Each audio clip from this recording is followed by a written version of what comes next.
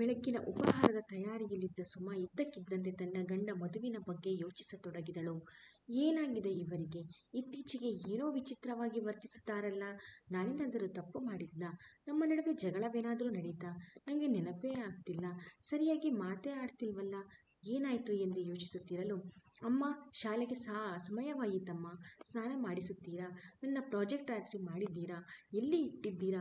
ಅಮ್ಮ, ಏನು ಯೋಚನೆ ಮಾಡ್ತಿದ್ದೀರಾ ಎಂದು ಮಗಳು ಧೃತಿ ಸ್ವರ ಏರಿಸಿ ಕರೆಯಲು ಯೋಚನಾ ಲೋಕದಿಂದ ಬೆಚ್ಚಿ ಬಿದ್ದು, ಏನು ಕೇಳ್ತಿದೀಯ ಪುಟ್ಟ ಎಂದು ಪ್ರಶ್ನಾರ್ಥಕವಾಗಿ ಮಗಳ ಮುಖವನ್ನು ನೋಡಿದಳು. ದೋಸೆ ಎಲ್ಲ ಸೀದಿ ಹೋಯ್ತಲ್ಲಮ್ಮ, ಎಲ್ಲಿ ಕಳೆದು ಹೋಗಿದ್ದೀರಾ? ಹುಷಾರಿಲ್ಲಮ್ಮ ಎಂದು ತನ್ನ 10 ವರ್ಷದ ಮಗಳು ಕೇಳಲು, ಹಾಗೇನಿಲ್ಲ, ಯಾಕೋ ಸ್ವಲ್ಪ ತಲೆನೋವು ಮಗಳೇ. ಪ್ರಾಜೆಕ್ಟ್ ವರ್ಕ್ ಆಯ್ತಮ್ಮ ಎಂದು ಮತ್ತೆ ಧೃತಿ ಕೇಳಿದಳು. ಆಯಿತು ಮಗಳೇ, ರಾತ್ರಿ 2 ಗಂಟೆಗೆ ಆಗೇ ಬಿಡ್ತು. ಅಲ್ಲಿ ಮೇಜಿನ ಮೇಲಿದೆ ನೋಡು, ಚೆನ್ನಾಗಾಗಿದೆಯಾ ಚೆಕ್ ಮಾಡ್ಕೊ ಎನ್ನಲು. ಅಮ್ಮ, ವಾವ್, ಎನರ್ಜಿ ಕನ್ವರ್ಷನ್ ಪ್ರಾಜೆಕ್ಟ್ ತುಂಬ ಚೆನ್ನಾಗಿ ಮಾಡಿದೀಯಾ ಅಮ್ಮ. ನೀವು ತುಂಬ ಬುದ್ಧಿವಂತೆ ಅಮ್ಮ. ಥ್ಯಾಂಕ್ಸ್ ಅಮ್ಮ. ಇಡೀ ಕ್ಲಾಸ್ನಲ್ಲಿ ನಂದೇ ಚೆನ್ನಾಗಿರುತ್ತೆ ಎಂದು ಖುಷಿಯಿಂದ ಕುಣಿದಾಡಿದ್ಲು. ಸರಿ ಸರಿ, ಈಗ ನೀನೇ ಹೋಗಿ ಇವತ್ತು ಒಂದು ದಿನ ಸ್ನಾನ ಮಾಡು ಪುಟ್ಟ. ಅಷ್ಟರಲ್ಲಿ ದೋಸೆ ಹಾಕುತ್ತೇನೆ. ಶಾಲೆ ಬಸ್ ಬರೋ ಟೈಮ್ ಬೇರೆ ಆಯಿತು ಎಂದು ಗಡಿಬಿಡಿಯಲ್ಲಿ ಆಲೂಗೆಡ್ಡೆ ಸಿಪ್ಪೆ ಸುಲಿದು ಒಗ್ಗರಣೆ ಹಾಕತೊಡಗಿದಳು ಸುಮಾ. ಪಲ್ಯ, ಕಾಯಿ ಚಟ್ನಿ, ದೋಸೆಯನ್ನು ಹಾಟ್ ಬಾಕ್ಸ್ಗೆ ಹಾಕಿ ಟೇಬಲ್ ಮೇಲೆ ಇರಿಸಿದಳು. ಸ್ನಾನ ಮುಗಿಸಿ ಬಂದ ಮಗಳ ನೀಳ ಕೂದಲನ್ನು ಮಡಚಿ ಜಡೆಯನ್ನು ಹಾಕಿ ತಿಂಡಿ ಕೊಟ್ಟಳು. ಅಮ್ಮ, ಮಧ್ಯಾಹ್ನಕ್ಕೆ ಬಾಕ್ಸ್ಗೆ ಏನು ಹಾಕಿದ್ದೀರಾ ಎಂದು ಕೇಳಲು, ಸ್ವಲ್ಪ ಪುಳಿಯೋಗರೆ ಮಾಡಿದ್ದೀನಿ, ಅಡ್ಜಸ್ಟ್ ಮಾಡ್ಕೊ ಕಂದ ಪ್ಲೀಸ್ ಎಂದು ಹೇಳಲು, ಹೋಗ್ಲಿ ಬಿಡಿ ಎಂದು ದೋಸೆ ತಿನ್ನತೊಡಗಿದಳು. ಅಷ್ಟರಲ್ಲಿ ಗಡಿಯಾರ 7 ಗಂಟೆ ತೋರಿಸಲು ಬೇಗ ಬೇಗ ಮಗಳನ್ನು ಕರೆದುಕೊಂಡು ಹೋಗಿ ಸ್ಕೂಲ್ ಬಸ್ ಹತ್ತಿಸಿ ಬಂದಳು. ಮನೆಗೆ ಬಂದ ತಕ್ಷಣ ಮಗ ದಿಗಂತನ್ನು ಎಬ್ಬಿಸಿ ಹಲ್ಲು ಉಜ್ಜಿಸಿ ಸ್ನಾನ ಮಾಡಿಸಿ ಸಮವಸ್ತ್ರವನ್ನು ಹಾಕಿ ನಿದ್ದೆ ಕಣ್ಣಲ್ಲಿರುವ ಅವನಿಗೆ ತಿಂಡಿಯನ್ನು ಕೊಟ್ಟು ಸ್ನ್ಯಾಕ್ಸ್, ಮಧ್ಯಾಹ್ನದ ಊಟ ಎಲ್ಲವನ್ನೂ ಬ್ಯಾಗ್ನಲ್ಲಿ ಇರಿಸಿ ಅವನನ್ನು ಎತ್ತಿಕೊಂಡು ಹೋಗಿ ಬಸ್ಸಿನಲ್ಲಿ ಹತ್ತಿಸಿ ಬಂದಳು. ಮನೆಗೆ ಬಂದು ಮಧುವಿಗೆ ಸ್ನಾನಕ್ಕೆ ನೀರು ಹದಗೊಳಿಸುವ ಸಲುವಾಗಿ ಸ್ನಾನಗೃಹಕ್ಕೆ ಹೋಗಲು ನೋಡಿದಳು. ಆದರೆ ಮಧು ಅಲ್ಲಿ ಇರಲಿಲ್ಲ. ಅರೆ, ಎಲ್ಲಿ ಹೋದರು ಇವರು ಎಂದು ನೋಡಲು ಡೈನಿಂಗ್ ಟೇಬಲ್ ಮೇಲೆ ತಿಂಡಿ ತಿನ್ನುತ್ತಾ ಇದ್ದರು. ಹತ್ತಿರ ಹೋಗಿ ಬಿಸಿ ದೋಸೆ ಹಾಕಿಕೊಡಲೇ ಎಂದು ಕೇಳಲು, ಬೇಡ, ಹಾಟ್ ಬಾಕ್ಸ್ನಲ್ಲಿ ಇದ್ದಿದ್ದು ಹಾಕಿಕೊಂಡು ತಿಂದೆ ಎಂದರು. ಅದನ್ನು ಕೇಳಿ ದಡಬಡಾಯಿಸಿ ಬಾಕ್ಸಿಗೆ ತಿಂಡಿ ಹಾಕಿಕೊಂಡು ತೆಗೆದುಕೊಂಡು ಬರುವಷ್ಟರಲ್ಲಿ ಕಾರ್ ಹೋದ ಸೌಂಡ್ ಕೇಳಿಸಿತು. ಅರೆ, ತಿಂಡಿ ಕೂಡ ತೆಗೆದುಕೊಂಡು ಹೋಗಲಿಲ್ಲವಾ? ಇವರಿಗೆ ಏನಾಗಿದೆ ಎಂದು ಮೊಬೈಲ್ ಫೋನ್ ಹುಡುಕಿ ಡಯಲ್ ಮಾಡಿ, ಅರೆ ಮಧು, ಅದೇನು ಅಷ್ಟು ಬೇಗ ಹೋಗಿಬಿಟ್ಟಿರುವಿರಲ್ಲ, ತಿಂಡಿ ಕೂಡ ತೆಗೆದುಕೊಂಡು ಹೋಗಿಲ್ಲ, ಯಾಕೆ ಎನ್ನಲು, ಇವತ್ತು ಆಫೀಸ್ನಲ್ಲಿಯೇ ಊಟ ಮಾಡುವೆ ಎಂದು ಹೇಳಿ ಫೋನು ಇಟ್ಟೇ ಬಿಟ್ಟನು. ಮುಂದಿನ ಬಾಗಿಲನ್ನು ಹಾಕಿ ದೊಪ್ಪೆಂದು ಸೋಫಾ ಮೇಲೆ ಮರಗಿದಳು. ಪ್ರತಿದಿನವೂ ಆಫೀಸ್ ಹೋಗುವ ಮೊದಲು ಪ್ರೀತಿಯಿಂದ ನನ್ನನ್ನು ಬಳಸಿ ಸಿಹಿ ಮುತ್ತನೊಂದು ಕೊಟ್ಟು ವಿದಾಯ ಹೇಳುತ್ತಿದ್ದ ಮಧುವಿಗೇನಾಗಿದೆ? 1 ವಾರದಿಂದ ನನ್ನ ಕಡೆ ತಿರುಗಿಯೂ ನೋಡುವುದಿಲ್ಲವಲ್ಲ ಎಂದು ಮನಸ್ಸು ಗತಕಾಲದ ಕಡೆಗೆ ಓಡಿತು. ನೋಡಲು ಸುಂದರವಾಗಿದ್ದ ಸುಮಳು ತನ್ನ BSc ಮುಗಿಸಿ ಖಾಸಗಿ ಕಂಪನಿಯಲ್ಲಿ ಕೆಲಸಕ್ಕೆ ಸೇರಿ 2 ವರ್ಷಗಳಾಗಿತ್ತು. ಮನೆಯಲ್ಲಿ ವರನ ಅನ್ವೇಷಣೆಯಲ್ಲಿ ತೊಡಗಿದ್ದರು. ಪ್ರತಿದಿನ ಸಿಟಿ ಬಸ್ನಲ್ಲಿ ಹೋಗಿ ಬರುತ್ತಿದ್ದು, ಆ ದಿನ ಬಸ್ಗಾಗಿ ಕಾಯುತ್ತಿರಲು ಒಬ್ಬ ಹುಡುಗ ನನ್ನನ್ನೇ ನೋಡುತ್ತಿರುವಂತೆ ಭಾಸವಾಯಿತು. ಆದರೂ ಅಷ್ಟಾಗಿ ಗಮನವನ್ನು ಕೊಡಲಿಲ್ಲ. ಆದರೆ ಆ ಹುಡುಗನೇ ಮುಂದೆ ಬಂದು, ನೀವು ಸುಮಾ ಅಲ್ಲವಾ ಎಂದು ಮಾತನಾಡಿಸಲು, ಹೌದು, ಆದರೆ ನೀವು ಯಾರೆಂದು ಗೊತ್ತಾಗಲಿಲ್ಲ ಎನ್ನಲು, ನಿಮ್ಮ ಫ್ರೆಂಡ್ ಇದ್ದಾಳಲ್ಲ ಅನಿತಾ, ಅವಳ ದೊಡ್ಡಮ್ಮನ ಮಗ ನಾನು, ಮಧು ಎಂದು ನೆನಪಿಲ್ಲವೇ?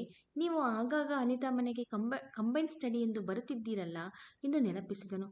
ಓಹ್ ಸಾರಿ, ನನಗೆ ಗೊತ್ತಾಗಲಿಲ್ಲ, ತುಂಬ ವರ್ಷಗಳಾಯಿತಲ್ಲ, ಮರೆತಿದ್ದೇನೆ. ಹೇಗಿರುವಿರಿ? ಅನಿತಾ ಮದುವೆ ಆದ ಮೇಲೆ ಈ ಕಡೆ ಬರುವುದನ್ನೇ ಮರೆತು ಹೋದೆ. ಅನಿತಾ ಹೇಗಿದ್ದಾಳೆ? ವಿದೇಶದಿಂದ ಬಂದಿರುವಳೆ? ನನ್ನನ್ನು ಅವಳು ನೋಡಲು ಬಂದೇ ಇಲ್ಲ ಎಂದು ಒಂದೇ ಸಮನೆ ಪ್ರಶ್ನೆಗಳ ಸುರಿಮಳೆಗೆರೆದೆ.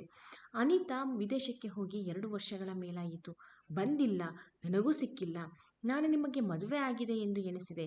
ಮದುವೆ ಆಗಿದೆಯೇ ಎಂದು ಮಧು ಕೇಳಿದನು. ಇಲ್ಲ, ಮನೆಯಲ್ಲಿ ಹುಡುಕುತ್ತಿರುವರು. ನಿಮ್ಮದು ಎನ್ನಲು, ನಮ್ಮಂಥವರಿಗೆ ನಿಮ್ಮಂಥ ಹುಡುಗಿ ಸಿಗಬೇಕಲ್ಲ ಎಂದು ಮೋಹಕವಾಗಿ ಮುಗುಳ್ನಕ್ಕನು. ಬಸ್ ಬಂದಿದ್ದರಿಂದ ಏನೂ ಮಾತನಾಡದೆ ಬಸ್ ಹತ್ತಿದಳು. ಮಧುವು ದಿನವೂ ಕಾರಿನಲ್ಲಿ ಆಫೀಸ್ಗೆ ಹೋಗುತ್ತಿದ್ದ. ಆದರೆ ಸುಮಾಳನ್ನು ಮಾತನಾಡಿಸಬೇಕು ಎಂದು ದಿನವೂ ಬಸ್ನಲ್ಲೇ ಹೋಗತೊಡಗಿದ. ಸುಮಾಳನ್ನು ಮೊದಲು ಅನಿತಾ ಮನೆಯಲ್ಲಿ ನೋಡುತ್ತಿದ್ದಾಗ ಚಿಕ್ಕ ಹುಡುಗಿ ಅಂತ ಮಧುರವಾದ ಯಾವ ಭಾವನೆಯೂ ಅವನಿಗಿರಲಿಲ್ಲ. ಆದರೆ ಮೊನ್ನೆ ಬಸ್ ಸ್ಟಾಪ್ನಲ್ಲಿ ನೋಡಿದರೆ ಮತ್ತೆ ನೋಡಬೇಕೆನ್ನುವ ಚೆಲುವು. ಮದುವೆಯಾದರೆ ಇವಳನ್ನೇ ಎಂದು ನಿರ್ಧರಿಸಿದ. ಸುಮಾಗೆ ಮಧು ಬಸ್ನಲ್ಲಿ ಸಿಗುತ್ತಿದ್ದರೂ ಔಪಚಾರಿಕವಾದ ಮಾತುಗಳಷ್ಟೇ, ಅಳತೆ ಮೀರಿ ಮಾತನಾಡಿದವಳಲ್ಲ. ಒಂದು ದಿನ ಕೆಲಸವನ್ನು ಮುಗಿಸಿಕೊಂಡು ಮನೆಗೆ ಬರಲು ಅಲ್ಲಿ ಮಧು ಕುಳಿತಿದ್ದು ತಂದೆಯೊಟ್ಟಿಗೆ ಏನೋ ನಗುತ್ತಾ ಮಾತನಾಡುತ್ತಿದ್ದನು. ಅರೆ ಮಧು, ನೀವಿಲ್ಲಿ ಎನ್ನಲು, ನಿಮ್ಮ ತಂದೆಯಲ್ಲಿ ನಿಮ್ಮ ಬಗ್ಗೆ ಮಾತನಾಡಲು ಬಂದೆ ಎನ್ನಲು ಏನೂ ಗೊತ್ತಾಗದೆ ಅಪ್ಪಾಜಿಯ ಮುಖವನ್ನು ನೋಡಿದಳು. ಅಷ್ಟರಲ್ಲಿ ಅವಳ ತಾಯಿಯೂ ಹೊರಗಡೆ ಬಂದು ಒಳಗೆ ಬಾ ಸುಮ ಎಂದು ಕರೆದುಕೊಂಡು ಹೋದಳು. ಸುಮ, ನಿನ್ನನ್ನು ಮದುವೆಯಾಗಲು ಅಪ್ಪನಲ್ಲಿ ಕೇಳಲು ಮಧು ಬಂದಿದ್ದಾನೆ. ದಿನವೂ ನೀನು ಬಸ್ಸಿನಲ್ಲಿ ಸಿಗುವನಂತಲ್ಲ, ನಿನಗೆ ಅವನನ್ನು ಮದುವೆಯಾಗಲು ಸಮ್ಮತಿಯೇ ಎಂದು ಕೇಳಲು, ಮಧುವನ್ನು ನಾನು ಚಿಕ್ಕ ಹುಡುಗಿಯಾಗಿರುವುದರಿಂದ ನೋಡಿದ್ದೇನೆ. ಒಳ್ಳೆಯ ಸುಸಂಸ್ಕೃತ, ಯಾವತ್ತೂ ಎಲ್ಲೆ ಮೀರಿ ನಡೆದುಕೊಂಡಿಲ್ಲ. ನನ್ನದೇನೋ ಅಭ್ಯಂತರ ಇಲ್ಲವಮ್ಮ ಎನ್ನಲು ಎರಡು ಮನೆಯವರು ಒಪ್ಪಿ ಮದುವೆಯೂ ನಡೆದೇ ಹೋಯಿತು. ಧೃತಿ ಹುಟ್ಟಿದ ನಂತರ ಕೆಲಸವನ್ನು ಬಿಟ್ಟು ಮನೆಯ ಕಡೆ ಗಮನ ಹರಿಸಬೇಕಾಯಿತು. ಇದೆಲ್ಲ ನಡೆದು 11 ವರ್ಷಗಳು ಉರುಳಿ ಹೋಯಿತು. ಮಧು ಪ್ರೀತಿಯಲ್ಲಿ ದುಡ್ಡಿನಲ್ಲಿ ಯಾವತ್ತೂ ಕಡಿಮೆ ಮಾಡಿಲ್ಲ. ರಾಣಿಯ ಹಾಗೆ ನೋಡಿಕೊಂಡಿದ್ದಾರೆ. ಮಕ್ಕಳನ್ನು ಕಂಡರೂ ಅಷ್ಟೇ ಪ್ರೀತಿ. ಇವಾಗ ಏನಾಗಿದೆ? ಕೆಲಸದಲ್ಲಿ ಏನಾದರೂ ಏರುಪೇರು ಆಗಿರಬಹುದಾ? ಇರಲಿ, ಒಂದೆರಡು ದಿನವನ್ನು ಬಿಟ್ಟರೆ ಅವರೇ ಹೇಳುತ್ತಾರೆ, ನೋಡೋಣ ಎಂದು ಸಮಾಧಾನ ಮಾಡಿಕೊಂಡಳು. ಅಷ್ಟರಲ್ಲಿ 2 ಗಂಟೆಯಾಗಿದ್ದು ಹೊಟ್ಟೆ ಚುರುಗುಟ್ಟುತ್ತಿತ್ತು. ಹಾಟ್ ಬಾಕ್ಸ್ನಲ್ಲಿ ದೋಸೆ ಅಣಕಿಸಿದಂತಾಯಿತು. ಅದೇ ದೋಸೆಯನ್ನು ಗಬಗಬನೆ ತಿಂದು ತರಕಾರಿಯನ್ನು ಹೆಚ್ಚಿ ಪಲ್ಯ ಮಾಡಿ ಚಪಾತಿ ಹಿಟ್ಟನ್ನು ನಾದತೊಡಗಿದಳು. ಅಷ್ಟರಲ್ಲಿಯೇ ಮಗಳು ಇಬ್ಬರು ಬಂದು ಅಮ್ಮ ಹೊಟ್ಟೆ ಹಸಿತಿದೆ ಎನ್ನಲು ಮಕ್ಕಳ ಆಟಪಾಠದ ಕಡೆ ಗಮನವನ್ನು ಹರಿಸಿದಳು. ರಾತ್ರಿ 9 ಗಂಟೆಗೆ ಸರಿಯಾಗಿ ಮಧುವು ಬರಲು ಮಕ್ಕಳನ್ನು ಮಾತನಾಡಿಸಿ ಸೀದಾ ಒಳಗೆ ಹೋಗಿ ಬಟ್ಟೆ ಬದಲಾಯಿಸಿ ಮಲಗಿಬಿಟ್ಟನು. ರಾತ್ರಿ ಮಾತನಾಡಲೆಂದು ಹೋದರೆ ಮಧು ಮಲಗಿರುವುದನ್ನು ನೋಡಿ ಸುಮ್ಮನಾದಳು. ಹೀಗೆ 1 ವಾರವಾದರೂ ಸರಿಯಾಗಿ ಮಾತನಾಡಲು ಸಾಧ್ಯವಾಗಿರುವುದಿಲ್ಲ. ಏನು ಮಾಡುವುದೆಂದು ತಿಳಿಯದೆ ಮುಖ ಸಪ್ಪಗೆ ಮಾಡಿಕೊಂಡಳು. ಮಗಳು ಧೃತಿಗೆ ಎಲ್ಲ ಅರ್ಥವಾಗುತ್ತಿದ್ದು ಅಮ್ಮನನ್ನು ಕುರಿತು, ಅಮ್ಮ, ಅಪ್ಪನಿಗೆ ಏನಾಗಿದೆ? ಯಾಕೆ ಸರಿಯಾಗಿ ಮಾತನಾಡುತ್ತಿಲ್ಲ? ಏನಾದರೂ ಸಮಸ್ಯೆನಾ? ಮಗಳ ಪ್ರಶ್ನೆಗೆ ಸುಮಗೆ ಗಂಟಲುಬ್ಬಿ ಬಂತು.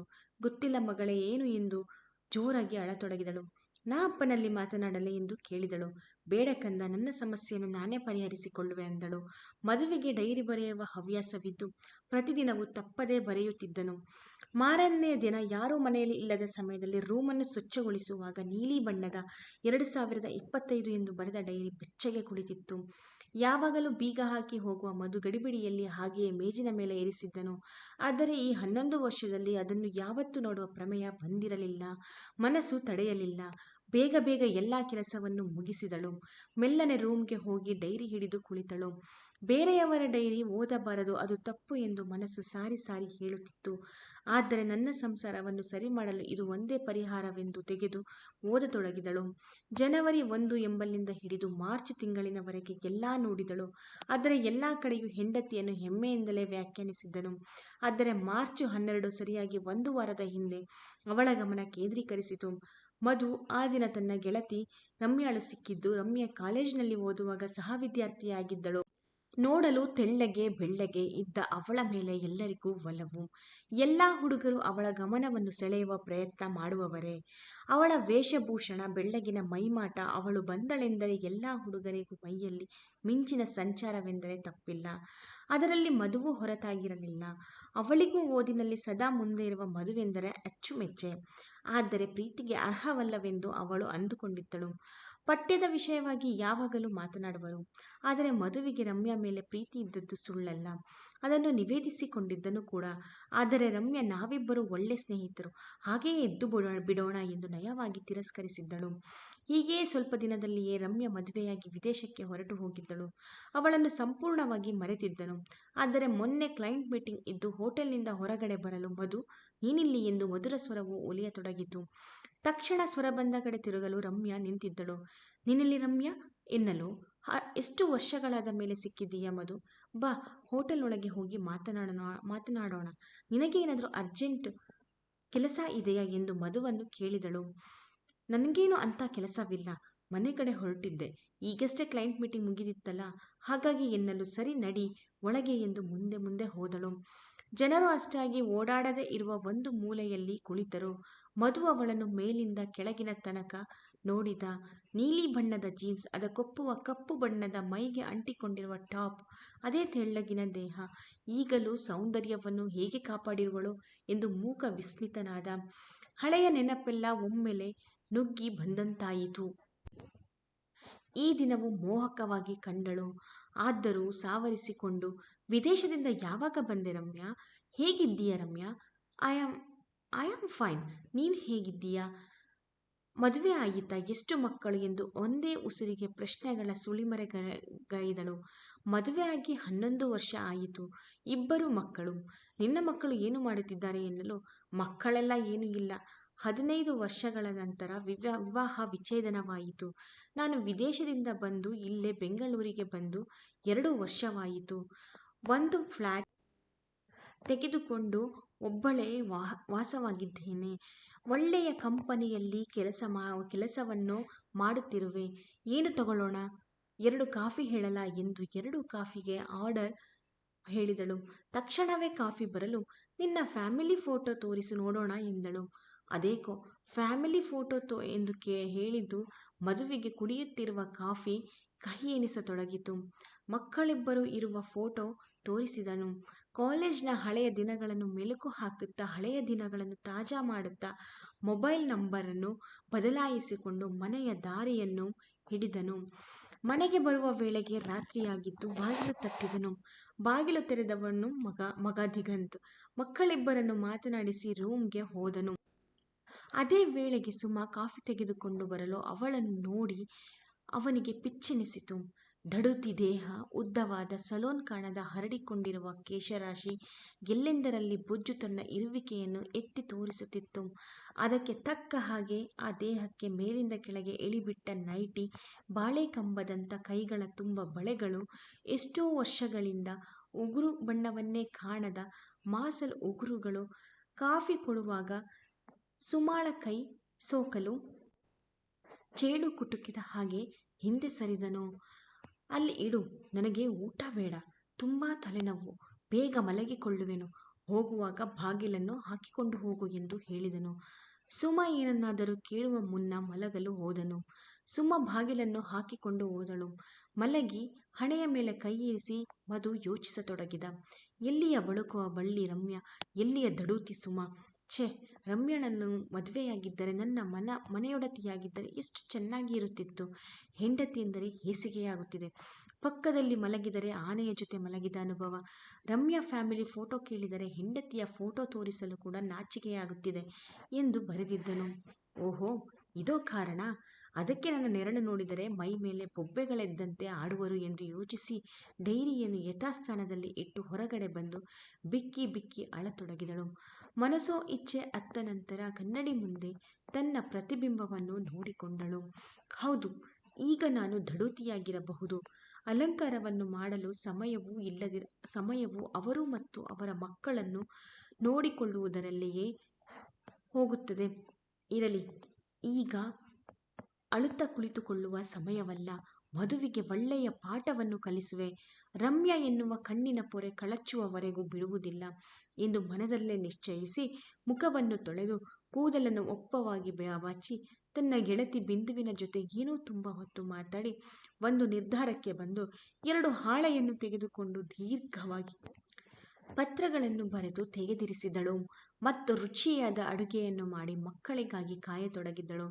ಅಷ್ಟರಲ್ಲಿ ಮಕ್ಕಳು ಬರಲು ತಿಂಡಿ ಹಾಲನ್ನು ಕೊಟ್ಟು ದಿಗಂತನನ್ನು ಆಟವಾಡಲು ಕಳುಹಿಸಿ ಮಗಳನ್ನು ಕರೆದು 2 ಪತ್ರಗಳನ್ನು ನೀಡಿ, ಒಂದು ಪತ್ರವನ್ನು ನಾಳೆ ನಿನ್ನ ಅಪ್ಪನಿಗೆ ನೀಡು ಮತ್ತು ಇನ್ನೊಂದು ಪತ್ರವನ್ನು ನಾನು ಫೋನ್ ಮಾಡಿ ತಿಳಿಸುವೆ, ಆಗ ಕೊಟ್ಟು ಬಿಡು ಎಂದು ತಾನು ಮಾಡಿದ ಉಪಾಯವನ್ನು ತಿಳಿಸಿದಳು. ಡೈರಿಯ ವಿಷಯವನ್ನು ಹೇಳಲಿಲ್ಲ. ಹೇಳಿದರೆ ತಂದೆಯ ಮೇಲೆ ಮಕ್ಕಳಿಗೆ ಗೌರವ ಕಡಿಮೆಯಾಗುವುದು, ದ್ವೇಷ ಭಾವನೆಯೂ ಬರಬಹುದು ಎಂದು ಎಣಿಸಿ ಮಗಳನ್ನು ಕುರಿತು, ನಿನ್ನ ತಂದೆಯಿಂದ ನನಗೆ ಸಿಗಬೇಕಾದ ಗೌರವವು ಸಿಗುತ್ತಿಲ್ಲ ಮಗಳೇ. ನನ್ನನ್ನು ತುಂಬ ಅಸಡ್ಡೆಯಿಂದ ನೋಡುತ್ತಿದ್ದಾರೆ. ಅದಕ್ಕೆ ಒಂದು ಪುಟ್ಟ ಪಾಠವನ್ನು ಕಲಿಸಬೇಕಾಗಿದೆ. ಇದಕ್ಕೆ ನಿನ್ನ ಸಹಕಾರದ ಅವಶ್ಯಕತೆ ಇದೆ. ಸಹಕರಿಸುವೆಯಾ ಎಂದು ಕೇಳಲು, ಅದಕ್ಕೇನಂತೆ ಅಮ್ಮ, ಏನು ಸಹಕಾರವನ್ನಾದರೂ ಮಾಡುವೆ ಅಮ್ಮ ಎನ್ನಲು ತಾನು ಮಾಡಿರುವ ಉಪಾಯವನ್ನು ತಿಳಿಸಿದಳು. 15 ದಿನದ ಮಟ್ಟಿಗೆ ಸುಧಾರಿಸಿಕೊ ಮಗು. ತಮ್ಮನನ್ನು ನೀನೇ ಸರಿಯಾಗಿ ವಿಚಾರಿಸಿಕೊಳ್ಳಬೇಕು. ಆಯಿತಾ ಎಂದು ಕೇಳಿದಳು. ಅಮ್ಮನ ಉಪಾಯಕ್ಕೆ ಒಪ್ಪಿಗೆ ಸೂಚಿಸಿದರೂ ಕೂಡ ಮನಸ್ಸಿನಲ್ಲಿ ಏನೋ ಅಳುಕು. ಧೃತಿಗೆ ಸ್ವಲ್ಪ ಹಿಂಜರಿಕೆಯಾಗಿದ್ದು ಸುಳ್ಳಲ್ಲ. ಆದರೆ ಅಮ್ಮನೆಂದರೆ ತುಂಬ ಪ್ರೀತಿ. ಅಮ್ಮನಿಗೋಸ್ಕರ ಎಷ್ಟೇ ಕಷ್ಟವಾದರೂ ಸಹಿಸಿಕೊಳ್ಳಬೇಕು ಎಂದು ನಿಶ್ಚಯಿಸಿಕೊಂಡು ಹಾಗೆಯೇ ಅಮ್ಮನಿಗೂ ಕೂಡ ಧೈರ್ಯವನ್ನು ತುಂಬಿದಳು.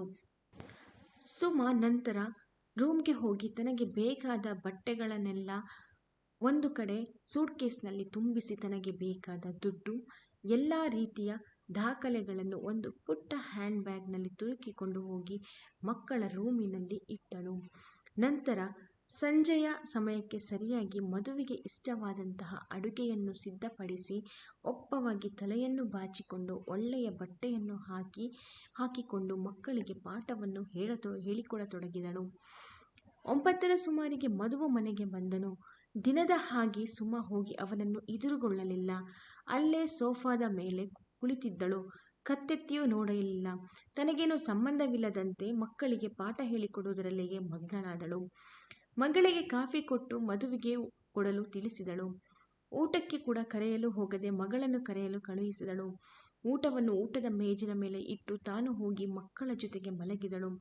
ಬೆಳಗ್ಗೆ ಸುಮಾರು 5 ಗಂಟೆಗೆಲ್ಲ ಎದ್ದು ಸ್ನಾನ ಮಾಡಿ ದೇವರಿಗೆ ನಮಸ್ಕರಿಸಿ, ದೇವರೇ, ನಾನು ನನ್ನ ಸಂಸಾರವನ್ನು ಉಳಿಸಿಕೊಳ್ಳಲು ಮಾಡುತ್ತಿರುವ ಈ ಹೋರಾಟದಲ್ಲಿ ಜಯ ದೊರಕಿಸಿಕೊಟ್ಟು ನನ್ನ ಈ ಪುಟ್ಟ ಪ್ರಪಂಚವನ್ನು ಕಾಪಾಡು ಎಂದು ದೇವರಲ್ಲಿ ಧ್ಯಾನಿಸಿ ಮಲಗಿದ ಮಕ್ಕಳಿಬ್ಬರನ್ನು ಕಣ್ಣು ತುಂಬಿಕೊಂಡು ಹಣೆಗೆ ಮುತ್ತಿಕ್ಕಿ ಮನಸ್ಸಿಲ್ಲದ ಮನಸ್ಸಿನಿಂದ ಸೂಟ್ಕೇಸು ಮತ್ತು ಹ್ಯಾಂಡ್ ಬ್ಯಾಗ್ನೊಂದಿಗೆ ಹೊರಬಂದಳು. ಮಧುವು ಮಲಗುವ ಕೋಣೆಗೆ ಬಂದು ದೂರದಿಂದಲೇ ಅವನನ್ನು ನೋಡಿ ನಿಟ್ಟುಸಿರನ್ನು ಬಿಟ್ಟು ಕಣ್ಣಿಂದ ಜಾರಿದ ನೀರನ್ನು ಒರೆಸಿಕೊಳ್ಳುತ್ತಾ ಹೊರಬಾಗಿಲನ್ನು ದಾಟಿ ಕತ್ತಲೆಯಲ್ಲಿಯೇ ಮುಂದೆ ಹಿಂದೆ ತಿರುಗಿ ನೋಡದೆ ಕಣ್ಮರೆಯಾದಳು. ಮುಂದೆ ಸುಮಗೆ ಏನಾಯಿತು? ಮಕ್ಕಳನ್ನು ಬಿಟ್ಟು ಹೋದ ಸುಮ ಮತ್ತೆ ವಾಪಸ್ಸಾದಳೆ. ಮಕ್ಕಳ ಪರಿಸ್ಥಿತಿ ಏನಾಯಿತು ಎಂದು ಮುಂದೆ ತಿಳಿದುಕೊಳ್ಳಬೇಕಾದರೆ ಕಥೆಯು ಮುಂದುವರೆಯುವುದು. ಭಾಗ 2ರಲ್ಲಿ ಇದರ ಮುಂದುವರಿದ ಭಾಗವನ್ನು ನಿರೀಕ್ಷಿಸಿ. ನಿಮಗೆ ಈ ಕಥೆಯು ಇಷ್ಟವಾದಲ್ಲಿ ಸಬ್ಸ್ಕ್ರೈಬ್ ಮಾಡಿರಿ. ಮುಂದಿನ ಭಾಗವೂ ಕೂಡ ನಿಮಗೆ ಸಿಗಬೇಕೆಂದರೆ ದಯವಿಟ್ಟು ಬೆಲ್ ಐಕನನ್ನು ಒತ್ತಿರಿ. ಈ ಕನ್ನಡತಿಯನ್ನು ಹೀಗೆ ಪ್ರೋತ್ಸಾಹಿಸಿರಿ. ಧನ್ಯವಾದ.